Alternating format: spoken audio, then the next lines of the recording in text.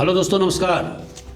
आज का टॉपिक है changes in India's foreign policy, Bharat के विदेश नीति में बदलाव।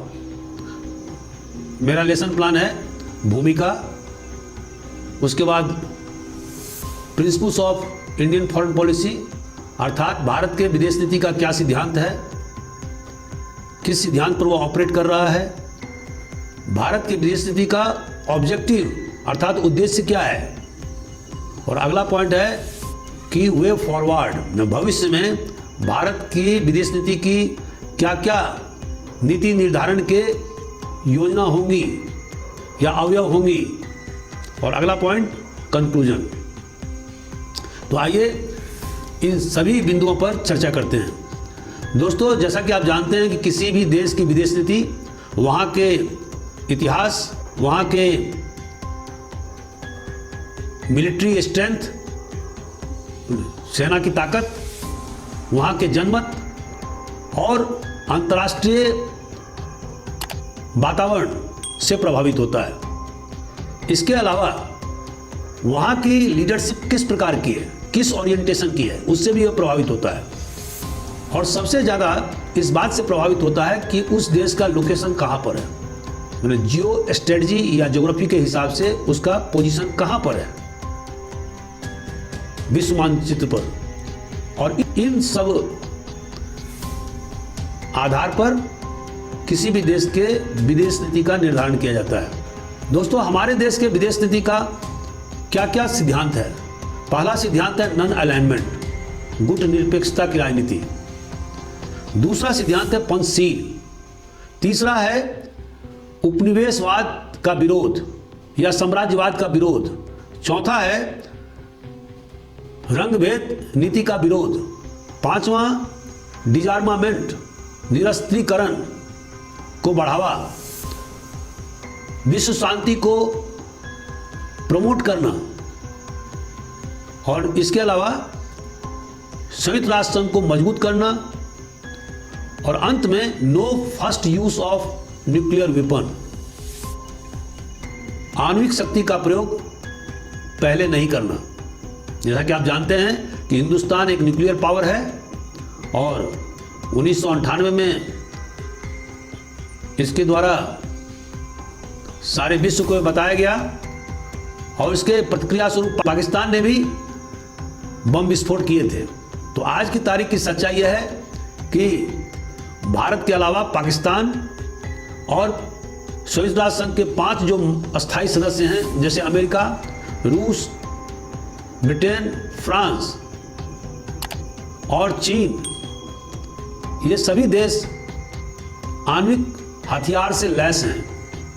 लेकिन भारत ने अपना पॉलिसी क्लियर किया हुआ है कि वह किसी भी देश पर न्यूक्लियर वेपन से हमला नहीं करेगा, लेकिन अगर उस पर किसी दूसरे देश के द्वारा पहले हमला किया जाएगा तो उसका मुंह तोड़ जवाब दिया जाएगा। दोस्तों, नॉन अलाइनमेंट या गुट निरपेक्षता की नीति क्या है? इसका मतलब यह होता है कि हम किसी भी गुट के साथ शामिल नहीं हैं और इंटरनेशनल मैटर में, मतलब अंतर्राष्ट्रीय महत्व के विषय पर अपना पक्ष स्वतंत्र रूप से पेश करेंगे। इसका अर्थ यह भी होता है कि हमारा जो विदेश नीति होगा वो किसी दूसरे से प्रभावित नहीं होगा। हम किसी भी सुपर पावर के गुलाम बन के नहीं रहेंगे, और किसी भी देश कितना सार्वभौम है, सॉवरेन है, उसका एक बैरोमीटर यह है कि उस देश की विदेश नीति कितना स्वतंत्र है।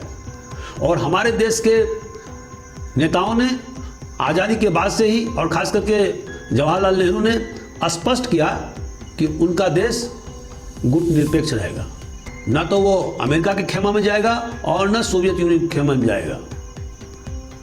और इस तरह से वह अपनी विदेश नीति को अक्षुण्ण रखेगा। इसके अलावा 1954 में जवाहरलाल नेहरू ने 5 सिद्धांत को प्रतिपादित किया चाइना के साथ, जिसको कि पंचशील का सिद्धांत कहते हैं। और इसका मतलब ये होता है कि टेरिटोरियल इंटीग्रिटी, मतलब दोनों देश एक दूसरे के सॉवरेनिटी पर किसी प्रकार का कोई हस्तक्षेप नहीं करेंगे। दूसरा, एक दूसरे पर आक्रमण नहीं करेंगे। तीसरा, एक दूसरे के आंतरिक मामले में कोई हस्तक्षेप नहीं करेंगे। चौथा, जो भी वार्ता होगी वह बराबरी के आधार पर होगी और एक दूसरे के फायदे के लिए होगी, म्यूचुअल बेनिफिट एंड इक्वालिटी। और पांचवा, पीसफुल कोएग्जिस्टेंस। भले ही दोनों देश के अलग अलग राजनीतिक सिद्धांत है, आप जानते हैं कि हिंदुस्तान एक प्रजातांत्रिक देश है, चीन एक कम्युनिस्ट देश है, लेकिन फिर भी दोनों देश में शांतिपूर्ण सह अस्तित्व की भावना कायम की जाएगी। और यही हमारे देश की विदेश नीति अभी भी चलती आ रही है। और अंत में सबसे महत्वपूर्ण सिद्धांत है हमारे विदेश नीति का, और वह है टू प्रमोट वर्ल्ड पीस। विश्व शांति को सहयोग देना, बढ़ावा देना। और वह ऐसा क्यों है? क्योंकि हिंदुस्तान एक विकासशील देश है, अधिकांश लोग गरीबी रेखा में जीवन यापन कर रहे हैं, अभी भी बहुत सारे मामलों में हम विकसित देशों से बहुत पीछे हैं। और जब तक शांति नहीं होगा तब तक हम विकसित नहीं हो पाएंगे। हमारे ऊर्जा का उपयोग टेक्नोलॉजी के विकास में, आर्थिक उन्नति के विकास में लगाया जाएगा, न कि दूसरे देशों से लड़ाई झगड़ा करके। हालांकि ये बात दीगर है कि इस 75 साल के दरमियान पाकिस्तान से हमें 4 युद्ध लड़ने पड़े और चीन से 1 युद्ध लड़ना पड़ा, लेकिन ये सभी युद्ध हम पर थोपे गए थे। हिंदुस्तान ने स्वतः किसी देश पर आक्रमण नहीं किया था। दोस्तों, प्रश्न उठता है कि हमारे देश के विदेश नीति का ऑब्जेक्टिव क्या है, उद्देश्य क्या है? तो पहला है नेशनल इंटरेस्ट की रक्षा करना, to preserve the national interest, राष्ट्रीय अखंडता और संप्रभुता की रक्षा करना। अगर कोई देश हम पर हमला करता है तो उसका मुंह तोड़ जवाब देना, जैसे कि भारत सरकार ने विभिन्न अवसरों पर पाकिस्तान को मुंह तोड़ जवाब दिया, चाइना को मुंह तोड़ जवाब दिया जा रहा है। दूसरा है कि हम जो भी डिसीजन लेंगे उसमें हमें स्वायत्ता होना, हम दूसरे देश के प्रभाव में आकर के कोई भी डिसीजन नहीं ले सकते। जैसे कि आज़ादी के बाद से पाकिस्तान अमेरिका के खेमा में चला गया, वो सीटो सेंटो और बगदाद टीटी का मेंबर हो गया और उसकी फॉरेन पॉलिसी पूरी तरह से अमेरिका के द्वारा गाइडेड रही है। लेकिन ऐसा हिंदुस्तान के परिप्रेक्ष्य में नहीं कहा जा सकता है। तीसरा पॉइंट है टू फाइट अगेंस्ट टेररिज्म। दोस्तों, जैसा कि जानते हैं कि पिछले 30-40 सालों से हिंदुस्तान आतंकवाद से गंभीर रूप से शिकार रहा है, और खास करके जम्मू कश्मीर और पंजाब के इलाकों में। तो हिंदुस्तान की विदेश नीति का यह उद्देश्य है कि पाकिस्तान को बेनकाब करना, और जिस तरह से पाकिस्तान नॉन स्टेट एक्टर को ला करके जम्मू कश्मीर में आतंकवादी घटना कराता है, उसको पूरे विश्व पटल पर उन सारे तथ्यों को सामने लाना। चौथा पॉइंट है आर्थिक उन्नति को बढ़ावा देना, अपने पड़ोसी देशों के साथ में मित्रतापूर्ण व्यवहार करना, उनके साथ अच्छे संबंध स्थापित करना। गल्फ कंट्रीज, खास करके यूएई के साथ अपने संबंधों को मजबूत करना। और जैसा कि आप जानते हैं कि केरल और अन्य राज्यों के बहुत सारे लोग गल्फ कंट्री में जाकर के कमाने जाते हैं और लाखों रुपये रेमिटेंस के रूप में हिंदुस्तान को भेजते हैं। और एक महत्वपूर्ण उद्देश्य है कि हिंदुस्तान के इकोनॉमी को 5 ट्रिलियन अमेरिकन डॉलर तक पहुंचाना 2026 तक। एक अन्य उद्देश्य है कि हिंदुस्तान को यूएन सिक्योरिटी काउंसिल का अस्थायी सदस्य बनाना। और इसके अलावा last but not the list कि हिंदुस्तान के बाहर जो भी प्रवासी भारतीय रहते हैं उनके साथ में मजबूत और प्रगाढ़ संबंध स्थापित करना, ताकि वो हिंदुस्तान के आर्थिक विकास में मददगार साबित हो सके। दोस्तों, हाल के वर्षों में हिंदुस्तान के फॉरेन पॉलिसी में क्या क्या चेंजेज आए हैं, इस बारे में हम लोग चर्चा करेंगे। जैसा कि आप जानते हैं कि रूस और यूक्रेन वार पिछले साल भर से चल रहा है, और जिसके कारण से हिंदुस्तान को अमेरिका और यूरोपियन यूनियन एक तरफ और रूस दूसरी तरफ, उन दोनों पावर को बैलेंस करना पड़ा है। यूक्रेन पर रूस के आक्रमण के बाद अमेरिका ने और यूरोपियन देशों ने उस पर सैंक्शन लगा दिया, विभिन्न प्रकार के आर्थिक प्रतिबंध लगा दिया है, ताकि रूस की आर्थिक स्थिति चरमरा जाए। और हिंदुस्तान की सरकार पर भी दबाव डाला गया कि आप भी हमारे द्वारा सैंक्शन में अपना योगदान दें, मतलब भागीदारी करें, लेकिन हिंदुस्तान ने साफ इनकार कर दिया। हिंदुस्तान ने सस्ते रेट पर रूस से तेल खरीदना जारी रखा, मिलिट्री साजो सामान भी खरीदना जारी रखा और रूपी बेस्ड पेमेंट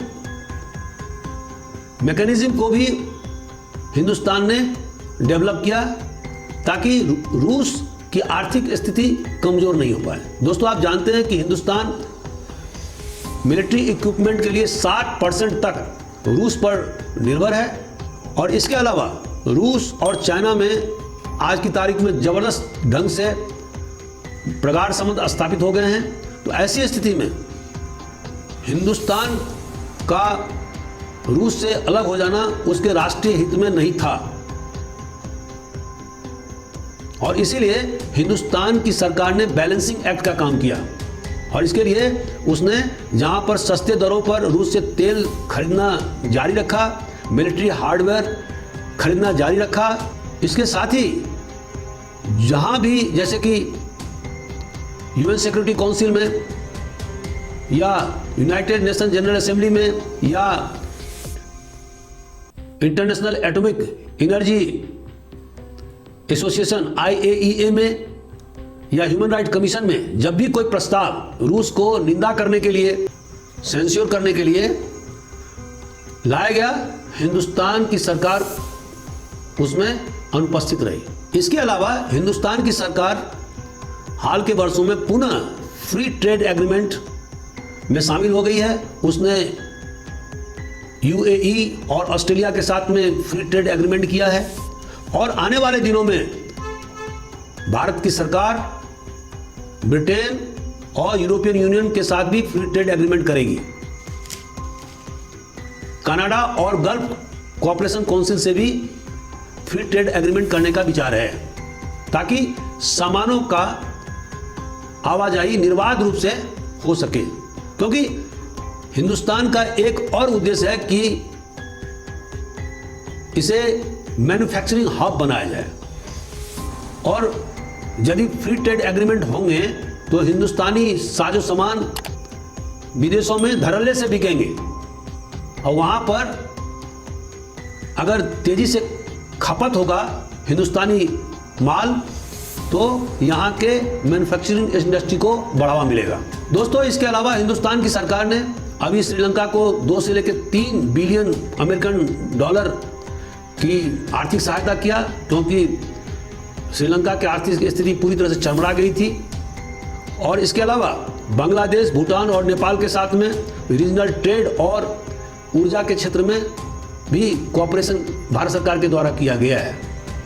अफगानिस्तान में तालिबान का शासन है और वहाँ पर विभिन्न प्रकार के जुल्म किए जा रहे हैं, लेकिन फिर भी भारत सरकार ने अपना चैनल खोला हुआ है और वहाँ की सरकार के संपर्क में है। इसी तरह से म्यांमार के मिलिट्री जनता के भी संपर्क में भारत सरकार है। हालांकि ईरान में जोरदार ढंग से आंदोलन हो रहे हैं महिसा अमीरी के मामले को लेकर के, लेकिन फिर भी भारत और ईरान के संबंध अभी भी अक्षुण्ण है। लेकिन पाकिस्तान के साथ में हिंदुस्तान का संबंध पहले ही जैसा है, किसी प्रकार का कोई परिवर्तन नहीं हुआ है और दोनों में अभी भी कोई निगोशिएशन नहीं हो रहा है। कश्मीर मामले पर कोई भी चर्चा नहीं हुई है और इसी तरह से चाइना के साथ भी line of actual control LAC में कोई ज़्यादा प्रोग्रेस नहीं हुआ। हालांकि 21 राउंड बातचीत दोनों देशों के सेना अधिकारियों के बीच में हुई है, लेकिन अभी भी अक्साई चीन का मामला, गलवान वैली का मामला पेंडिंग है, जिसमें कोई प्रोग्रेस नहीं हुआ। हाल के दिनों में चाइना ने यांगसे पोस्ट को अरुणाचल प्रदेश में कब्जा करने की कोशिश किया था, जिसे कि भारतीय सेना के द्वारा फेल कर दिया गया।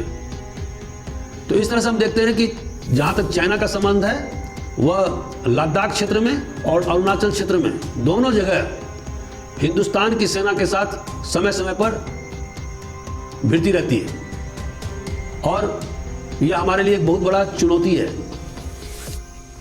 दोस्तों, भविष्य में भारत के विदेश नीति क्या हो, इस पर हम लोग चर्चा करेंगे।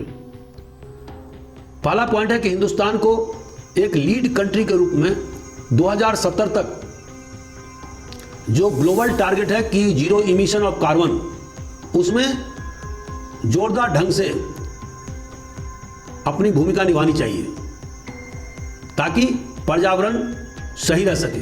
दूसरा पॉइंट है कि हिंदुस्तान की विदेश नीति को और आर्थिक नीति को इस तरह से बनाया जाए ताकि समावेशी माने इंक्लूसिव ग्रोथ हो सके, और जिसमें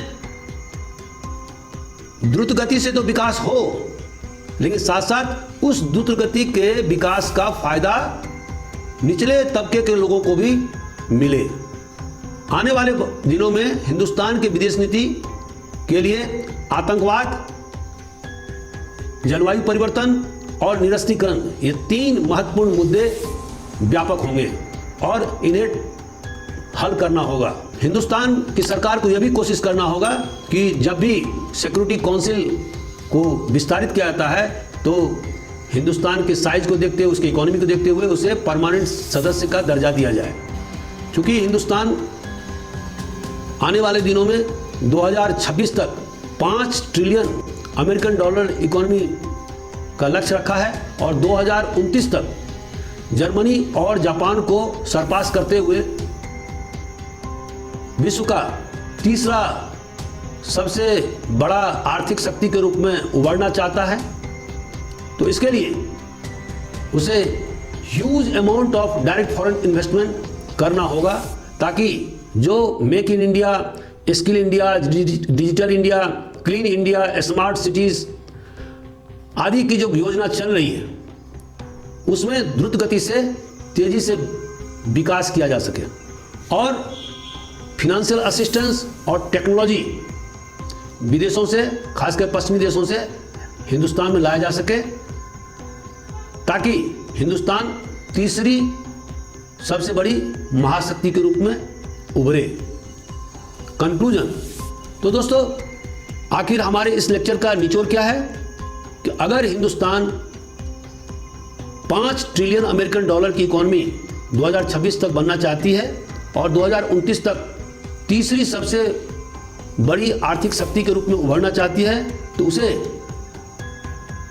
अमेरिका और रूस दोनों महाशक्तियों के साथ में बैलेंसिंग एक्ट करना होगा ताकि हिंदुस्तान तेजी से टेक्नोलॉजी का आदान प्रदान कर सके, huge foreign direct investment Hindustan में आए और जिससे हिंदुस्तान का ग्रोथ रेट 7 से 8% आने वाले दिनों में हो सके। तभी हिंदुस्तान 2029 में तीसरी सबसे बड़ी आर्थिक महाशक्ति हो सकेगी। दोस्तों, यहाँ यह भी मैं स्पष्ट कर दूं कि सबसे बड़ा थ्रेट, खतरा हिंदुस्तान के लिए चाइना है। आपको मालूम होगा कि हिंदुस्तान की आर्थिक शक्ति अभी 15.5 ट्रिलियन अमेरिकन डॉलर से भी अब ज़्यादा हो गई है और अगर तुलनात्मक ढंग से देखें तो चाइना की आर्थिक शक्ति हिंदुस्तान की आर्थिक शक्ति से 5 गुना ज़्यादा हो गई है। ऐसी स्थिति में जबकि LAC पर हमेशा झगड़े फसाद होते रहते हैं और हमेशा चाइना धमकी देता रहता है, उससे निपटने के लिए हमें 2 फ्रंट पर काम करना होगा। पहला कि हमें आर्थिक मजबूती प्रदान करना होगा, हमें अपने देश को एक मैन्युफैक्चरिंग हब के रूप में कन्वर्ट करना होगा ताकि अधिक से अधिक लोगों को रोजगार उपलब्ध हो सके। क्योंकि अभी 2018 से लेकर 2049 तक जो डेमोग्राफिक डिविडेंड वो हिंदुस्तान के पक्ष में, 2028 के बाद में यह डेमोग्राफिक डिविडेंड चाइना के पक्ष में नहीं रहेगा। तो अभी हिंदुस्तान के पास में यह अवसर है कि वह द्रुत गति से अपने आर्थिक स्थिति को बढ़ावा दे और साथ साथ अपने मिलिट्री को भी मजबूत करे ताकि हिंद महासागर में और हिमालयन बॉर्डर LAC में, चाहे लद्दाख हो चाहे अरुणाचल प्रदेश हो, वहां पर अपने टेरिटरी को हिफाजत कर सके, अपने सॉवरेंटी को अक्षुण्ण रख सके और चाइना का डटकर मुकाबला कर सके। तभी हमारा विदेश नीति सच्चे मायनों में कारगर हो सकेगा। तो दोस्तों, मैं अपना उद्बोधन यही समाप्त करता हूं। अगर आपको डिटेल में और देखना है तो मैं डिस्क्रिप्शन बॉक्स में पूरा डिटेल में सारी बातों को लिखता हूं, तो वह आप उसको जरूर पढ़ें। Thank you very much.